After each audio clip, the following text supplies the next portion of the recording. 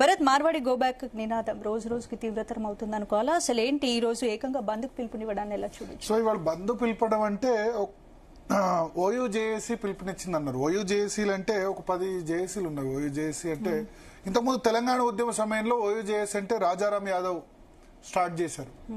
చాలా ఎఫెక్టివ్ గా ఉండేది. పిడమర్తి రవి వాళ్ళందరూ ఉండేది. సో ఇప్పుడు ఓయూ జేఏసీ అంటే చాలా జేఏసీలు ఉన్నాయి. దానిలో ప్రతి ఒక్కళ్ళు కూడా ఓయూ జేఏసీ చైర్మన్ అని చెప్పుకుంటున్నారు చాలా మంది కూడా. సో మనకు తెలుసు ఇవాళ ఉస్మాన్ యూనివర్సిటీలో ఒకళ్ళిద్దరిని అరెస్ట్ చేశారు. తర్వాత పృథ్వీరాజ్ యాదవ్ను ఎవరైతే పిలుపునిచ్చారో ఆయన్ని కూడా అరెస్ట్ చేశారు పోలీసులు. హైదరాబాద్ లో అయితే మీకు తెలుసు ఎక్కడ ఒక షాప్ కూడా క్లోజ్ ఉన్నట్టు. మార్వాడీల కోసం తెలంగాణ బంద్కు పిలుపునివ్వాల్సిన అవసరం ఉందంటారా? అంటే ఫస్ట్ ఒకటి బంద్ ప్రభావం గురించి చర్చిద్దాం. హైదరాబాద్ లో మీరు ఒక్క షాప్ అన్న క్లోజ్ అయిందా? అసలు బంద్ ప్రభావం ఎక్కడ కనిపించింది? జీరో. అంటే ఏంటి అర్థం? హైదరాబాద్ లో మీ బంద్ కాలకి ఎవరు కూడా స్పందించలేదు అని నాకు తెలిసి అయితే ఒక్క షాప్ కూడా క్లోజ్ కాలేదు. ఇప్పుడు నష్టపోతున్న పార్టీస్ ఎవరైనా ఉంటే డెఫినెట్ గా క్లోజ్ చేయాలి కదా. జిల్లాల్లో నల్గొండ, అమనగల్ కొన్ని ప్రాంతాల్లో ర్యాలీలు తీశారు, కొన్ని చోట్ల బంద్ చేశారు.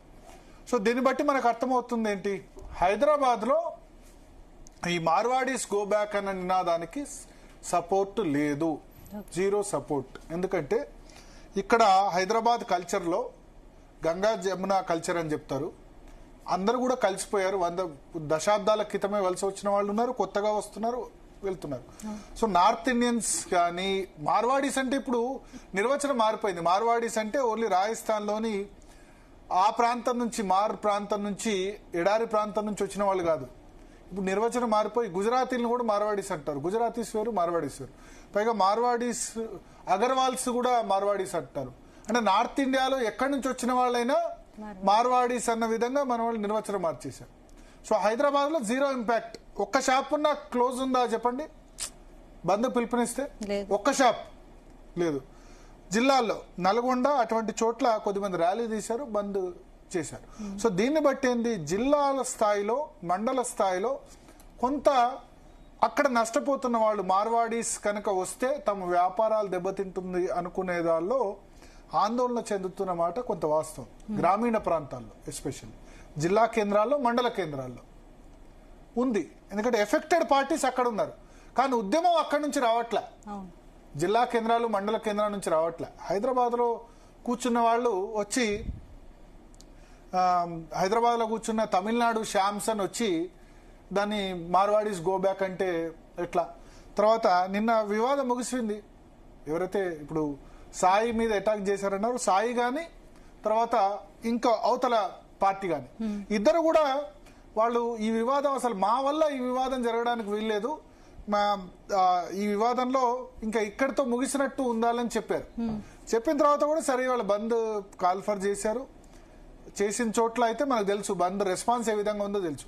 అయితే పూర్తిగా రెస్పాన్స్ లేదని నేను నల్గొండలో బంద్ కనిపించింది, అమనగల్లో బంద్ కనిపించింది, కొన్ని క్షేత్రాల్లో.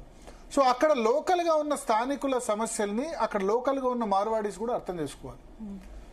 ఎందుకంటే లివ్ అండ్ లెట్ లివ్ అంటే మనం బతకాలి, ఇంకోళ్ళని కూడా బతకనివ్వాలి. సో ఇది గ్రామీణ స్థాయిలో కొంత మండల కేంద్రాల్లో కానీ జిల్లా కేంద్రాల్లో ఉంది. హైదరాబాద్ లో అయితే దీని ఇంపాక్ట్ జీరో. దీని మీద రెస్పాండ్ అయ్యే వాళ్ళు ఉండరు.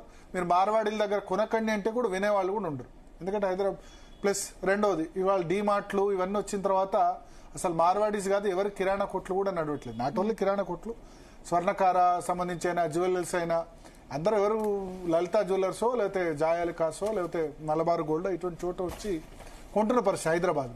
సో ప్రాబ్లం ఎక్కడుంది? మనం వెళ్తే గనక ప్రాబ్లం ఉంది జిల్లాల్లో, మండల స్థాయి కేంద్రాల్లో. అక్కడ దాన్ని స్థానిక వ్యాపారులంతా కలిసి కూర్చొని చర్చించుకుంటే గనక సమస్య పరిష్కారం అవుతుంది. దానికి మార్వాడీలు కూడా కలిసి రావాలని నేను పిలుపునిస్తున్నా. అస్సలు సమస్య లేదని కాదు, దానికి గోబాక్ మార్వాడి అనేది పరిష్కారం కాదు. ఎందుకంటే ఈ ఉద్యమంలో ఏదైతే ఉద్యమం చేస్తున్నారో అసాంఘిక శక్తులు చొరబడ్డాయి. తమిళనాడు శ్యామ్సన్ లాంటి వాళ్ళు, నేను తెలంగాణ శ్యామనను, తమిళనాడు శ్యామ్సన్ లాంటి వాళ్ళు తమిళనాడు రాజకీయ పార్టీ నుంచి పోటీ చేసిన వాళ్ళు, కంచె ఐలయ్య ఫాలోవర్స్, ఇంకొకళ్ళు దక్షిణాది రాష్ట్రాలని మనం వేరు చేద్దాం అనేవాళ్ళు. దీని వెనుక పెద్ద కుట్రే ఉంది. పెద్ద కుట్ర కాదు, ఉద్యమం మొదలైన దానిలో అసాంఘిక శక్తులన్నీ చొరబడుతూ ఉంటాయి తెలియకుండానే. హిందువుల్లో ఒక అలజడి సృష్టించడానికి ఇది ఒక ఎస్ అంటే దీన్ని ఇప్పుడు ఏదో ఒక రూపం ఆపరేషన్ కగార్ మొదలు పెట్టారు, దాన్ని ఆపమంటే కేంద్ర ప్రభుత్వం ఆపట్లేదు. సో అర్బన్ నక్సల్స్ కి ఇంకా వేరే పని ఏంది? దేశాన్ని విచ్ఛిన్నం చేయాలంటే ఎవరో ఒకరిని గో బ్యాక్ అనాలి, అంతే కదా. సో వాళ్ళకి వేరే యాక్టివిటీ ఏం లేదు కాబట్టి మార్వాడి గో బ్యాక్ అని అంటారు. అర్బన్ నక్సల్స్ అని ఎందుకు పేరు వచ్చిందంటే పట్టణాల్లో ఉంటూ నక్సలిజం భావజాలాన్ని వెదజల్లడం.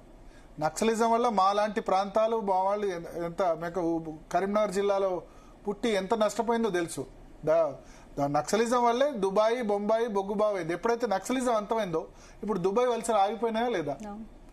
ఉమ్మడి కరీంనగర్ మీద ఆదిలాబాద్ జిల్లా, ఉమ్మడి కరీంనగర్ ఆదిలాబాద్ మీద ఖానాపూర్, మీ ప్రాంతం ఎంత డెవలప్ అయింది? సో ఈ డెవలప్మెంట్కు వ్యతిరేకంగా కొద్దిమంది ఎప్పుడు మాట్లాడుతూనే ఉంటారు.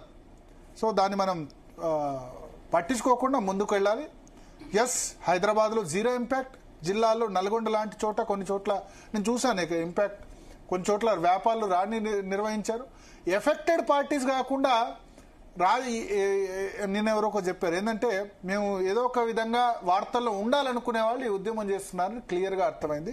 కొద్దిమంది వార్తల్లో ఉండాలనుకునే వాళ్ళు చేస్తున్నారు, దానికి కొంత సంఘం వ్యతిరేక శక్తులు దక్షిణాది మాకు ప్రత్యేక దేశం కావాలి అని ఒకళ్ళు మాట్లాడతారు, ఇంకొకళ్ళు హిందూ ఫెస్టివల్స్ గురించి మాట్లాడుతూ ఉంటారు.